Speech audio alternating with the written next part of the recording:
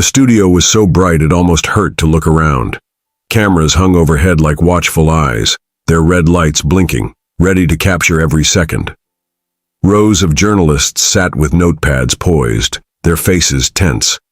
Something about the air felt heavy, as if everyone could sense what was about to happen but didn't dare to guess. Mitch McConnell sat at the polished glass desk, his hands folded, his expression unreadable. He glanced toward Donald Trump, who sat across from him with his familiar smirk, the one he wore when he thought he had already won. The moderator asked a routine question, but Mitch didn't answer right away. Instead, he leaned forward, eyes locking onto the nearest camera. The room fell utterly silent. Even the air conditioning hum seemed to fade. "I am prepared," Mitch said slowly, each word sharp and deliberate, "to move forward with impeachment proceedings against Donald Trump." For one breathless moment, the entire studio froze. The words hung there, almost too heavy to process. Then a gasp, loud and unrestrained, came from somewhere in the back row. Trump's smirk vanished, his eyes widened, and just like that, everything changed. Gasps turned into whispers. Journalists leaned toward each other, scribbling furiously. A cameraman adjusted his lens, zooming in on Trump's stiffened jaw. Mitch didn't break eye contact with the camera. His voice stayed steady, but his chest rose and fell with a slow, deliberate rhythm. "This is not about politics. It's about truth. And the truth," he said, "cannot be ignored any longer." Trump shifted in his seat, the leather creaking beneath him. His hands tightened on the armrests, knuckles white. But he said nothing. Not yet. In the front row, a young journalist named Rachel held her recorder like it was made of glass. She had covered countless political debates, but something about this moment felt different. This wasn't just news. It was history, breaking in real time. An older man in the audience, wearing a faded veteran's cap, wiped at his eyes. He wasn't here for politics. He was here because he believed in something bigger, in the idea that leaders should be held accountable. Every face in the crowd carried a story, but tonight, they were all watching one. Mitch McConnell, standing taller than anyone had expected, refusing to look away. Trump finally spoke, his voice lower than usual, almost forced. "Mitch, are you sure you know what you're saying?"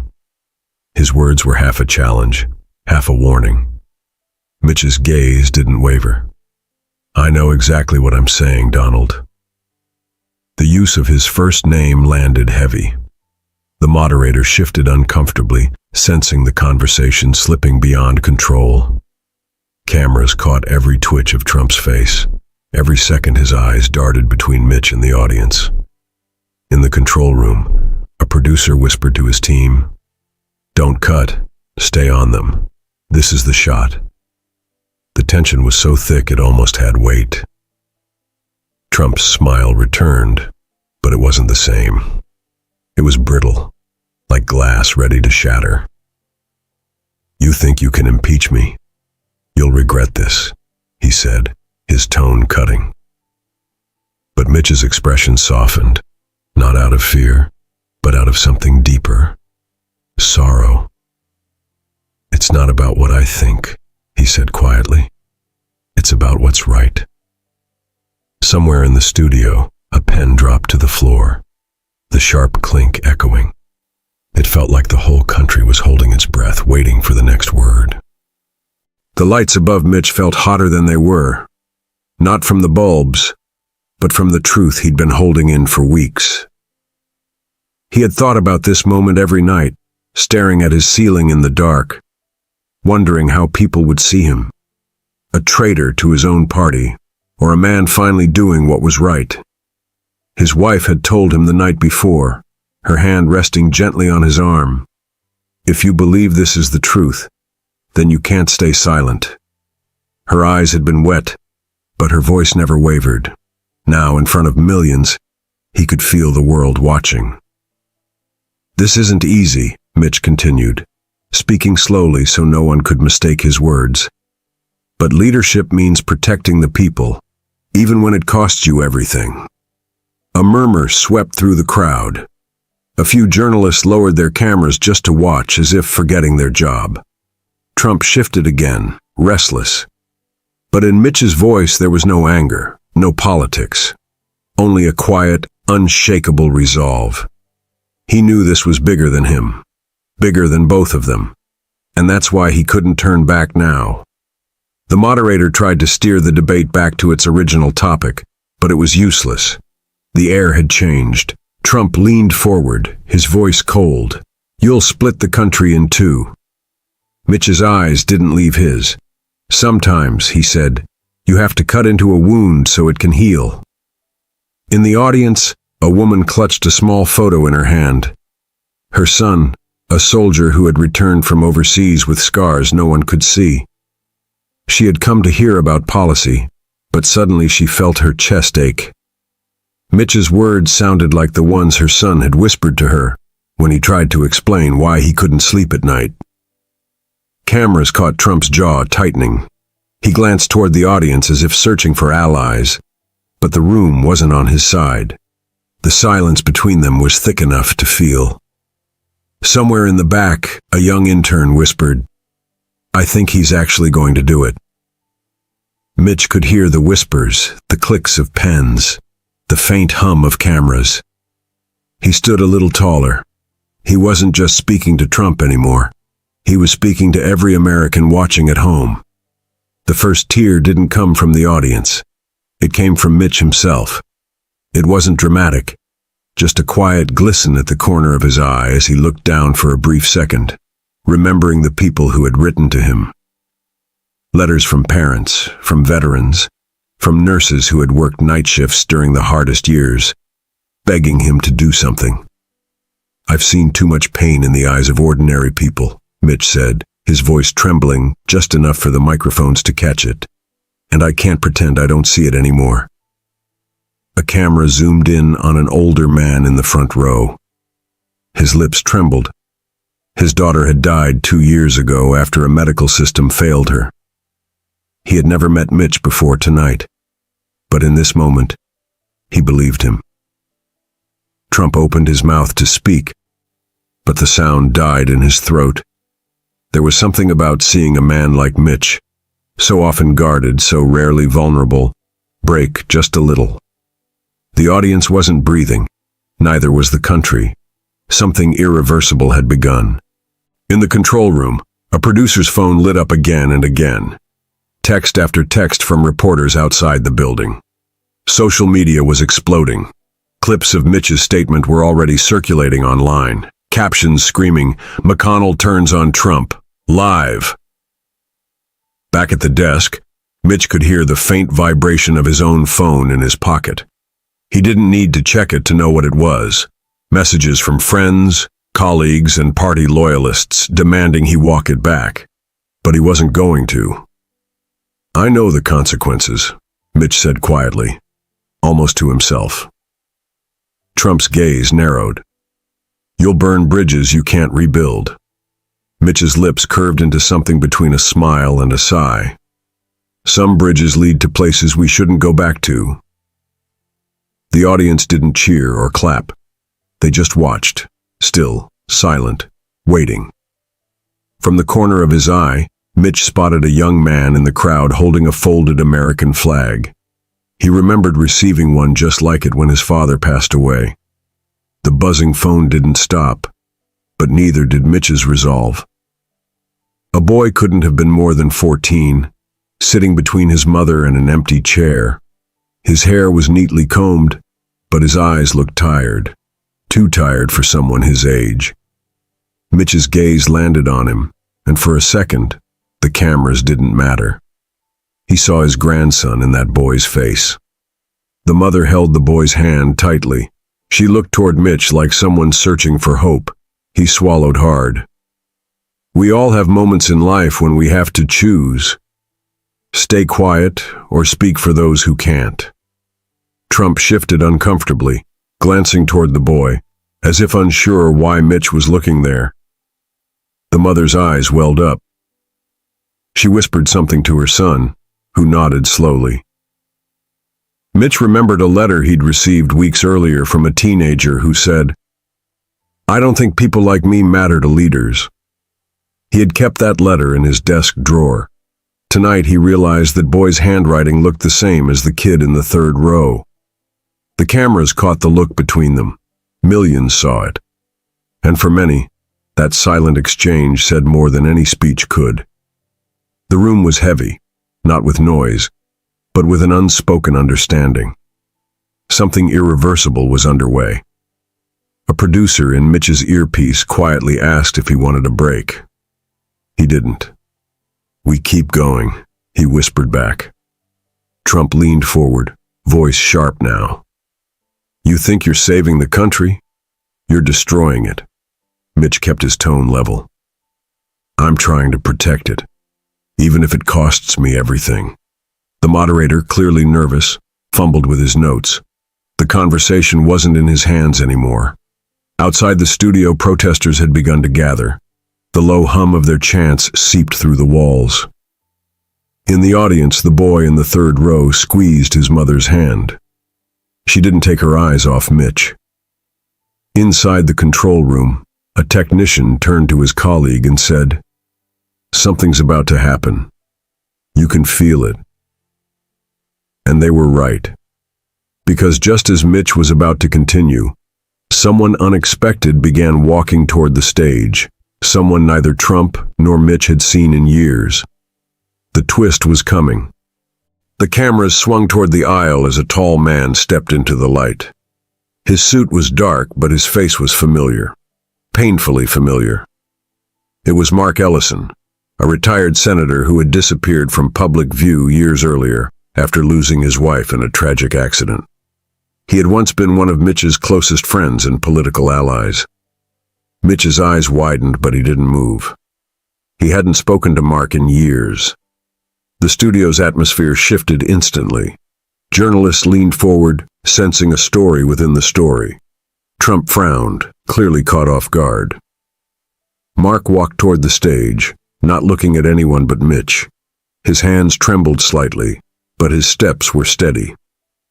When he reached the table, he placed a folded sheet of paper in front of Mitch. "This," Mark said softly into the microphone, "is the truth that must be told." The audience erupted in whispers. Mitch glanced at the paper but didn't open it yet. His voice was calm. "Why now, Mark?" Mark's eyes glistened. "Because waiting cost me everything before. I won't make that mistake again." The folded sheet of paper seemed to pulse with its own weight. Cameras zoomed in, catching the edge of a handwritten note and an official seal. Trump leaned slightly to see it. "What's that?" he demanded. Mark ignored him. "Mitch, I've carried this for 3 years. I promised my wife I'd never use it unless the country's future was truly in danger." The room fell silent. Mitch reached out, but didn't unfold the paper. "You're sure?" Mark nodded, his jaw tight. "It's time." From the third row, the boy who'd been watching all night sat straighter, his eyes locked on the paper as if he knew it was important. His mother leaned closer to whisper, "Something's changing." The moderator hesitated, unsure whether to step in or stay out of it. Mitch took a deep breath, his fingers brushing the crease of the folded page. He didn't look at Trump. He looked at the audience, then the cameras, then back at Mark. "Whatever's in here," Mitch said, "isn't just for me. It's for every American watching tonight." And with that, he began to unfold it. The paper was old, creased at the corners, but the ink was bold and unshaken. Mitch read the first line silently, and something in his chest tightened. "This," he began, his voice low, "is a sworn statement, dated, signed, and witnessed." Trump leaned forward, tension in every muscle. "Read it," he snapped. Mitch hesitated, not because he feared the words, but because he knew once they left his mouth, there would be no way back. He looked toward the boy in the third row, then at the mother holding his hand. He saw the quiet hope in their eyes. So he read. The words spilled into the air, cutting through the tension like a blade. They told of decisions made in private rooms, deals struck at the cost of ordinary people's lives, and betrayals so deep they made the audience shift uncomfortably in their seats. When Mitch finished, the paper trembled in his hands. The silence that followed wasn't empty. It was full of shock, grief, and the realization that nothing would be the same. Trump sat frozen. Mark closed his eyes. The entire studio knew the twist had only just begun. The last words Mitch read from the paper seemed to echo in the studio long after his voice fell silent. Nobody moved. Nobody spoke. Then, from somewhere in the middle rows, a woman's sob broke the stillness. She covered her mouth as if ashamed for the sound to escape.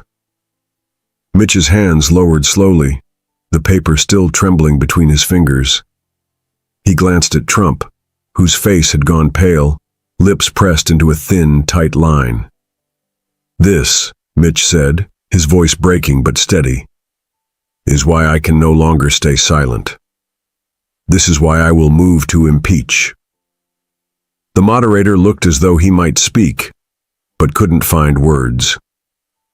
Mark stood silently beside Mitch, his presence alone enough to remind everyone that this moment was years in the making.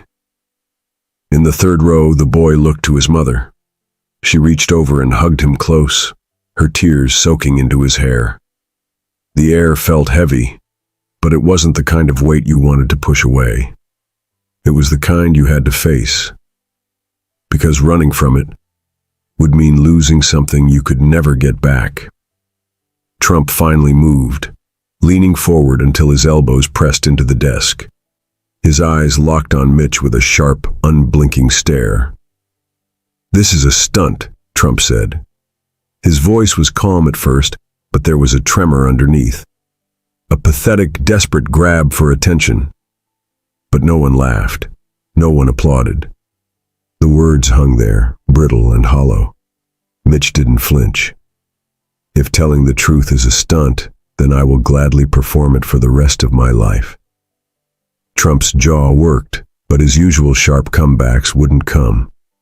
He glanced at the audience, then at the cameras, as though trying to find a sympathetic face. But the eyes staring back at him were cold, questioning, unforgiving. Mark stepped forward, his voice quiet but firm. "You can't talk your way out of this, Donald. The facts are right here. The people will see." The chants from outside grew louder, the muffled rhythm pounding through the walls. For the first time that night, Trump's confidence wavered visibly, and the audience knew the ground beneath him was shifting. Just when it seemed the tension couldn't stretch any further, a voice called out from the audience. It was the boy. His voice cracked but carried. "Mr. McConnell, thank you." The words were simple, but they landed like a stone in still water, sending ripples through the room. Mitch turned, his eyes softening when they met the boy's. "You're welcome, son," he said gently before adding, "but it's the people who give me the strength to do this. People like you and your mother." The mother's face crumpled as tears streamed down. She gripped her son's shoulder, and for a brief moment, politics vanished from the room. This wasn't about parties. It was about people, the ones who paid the price for decisions made far from their reach. Cameras caught the exchange. Millions watching at home felt the lump in their throats grow. Trump shifted in his seat, clearly uncomfortable with the sudden swell of empathy in the room. Empathy for Mitch. And then Mark leaned in close to Mitch, whispering something the microphones didn't catch. Whatever he said made Mitch's eyes widen. Mitch blinked at Mark, his breath catching. The cameras zoomed in, hungry for the moment. Mark's whisper was quiet, but its meaning thundered in Mitch's mind. "It's worse than we thought. The evidence, it's personal." Mitch steadied himself, glancing once toward the boy in the audience. "Then we have no time to waste." The moderator, sensing a shift, leaned forward. "Senator, are you saying there's more?" Yes, Mitch interrupted, his voice firm but tinged with grief. What I'm about to share isn't just about politics. It's about protecting the people we swore to serve. He reached into the inside pocket of his suit jacket and pulled out a folder. Its edges were frayed, as if it had been handled far too many times. This, Mitch said, is the truth, and it's not easy to hear. The audience leaned in, breaths shallow. The boy clutched his mother's arm. Trump shifted in his seat, his expression tightening. But Mitch didn't waver. Whatever was inside that folder would change everything, and he knew the cost of speaking it aloud. Mitch opened the folder slowly, almost reverently. Inside were photographs, handwritten letters, and transcripts, each one a piece of a puzzle that painted a devastating picture. He held up a single letter. "This," he said quietly, "is from a family who lost everything because of decisions made in this very room. They asked for help. They were ignored." His voice trembled but didn't break. "This is why I stand here today." As he read the letter aloud, the mother in the audience began to weep openly. The boy held her hand tighter, his own eyes glistening. Cameras caught the moment, and millions watching at home felt their own tears fall. "This is not about revenge," Mitch continued. "It's about justice, and justice means telling the truth, no matter the cost." He placed the letter down with deliberate care, then looked directly into the camera. "To the families watching this, I hear you. I will not turn away." A hush fell over the room. Even Trump, for a fleeting second, looked shaken. And then, the boy stood. The entire audience followed. The studio erupted into a standing ovation, not loud or raucous, but steady and united, a wave of quiet strength. Mitch's eyes shone as he looked around.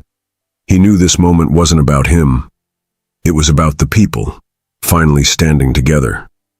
Trump sat frozen, the chants from outside now deafening, no longer just noise, but a demand for truth. Mark placed a hand on Mitch's shoulder. "You did it," he murmured. "No," Mitch replied softly. "We did." The boy and his mother made their way to the stage. Without hesitation, Mitch knelt to meet the boy's eyes. "You remind me why we fight," he said, his voice breaking at last. The boy hugged him tightly. Cameras caught it all. Mitch turned to the audience, then to the millions watching at home. "The fight for truth isn't over, but tonight, we've taken the first step together." He held the boy's hand in his, raising it high. The image would be replayed for years to come. And if you're watching this right now, Mitch's voice carried in the final cut. Stand with us. Share this story. Comment what truth means to you. Subscribe so we don't fight alone.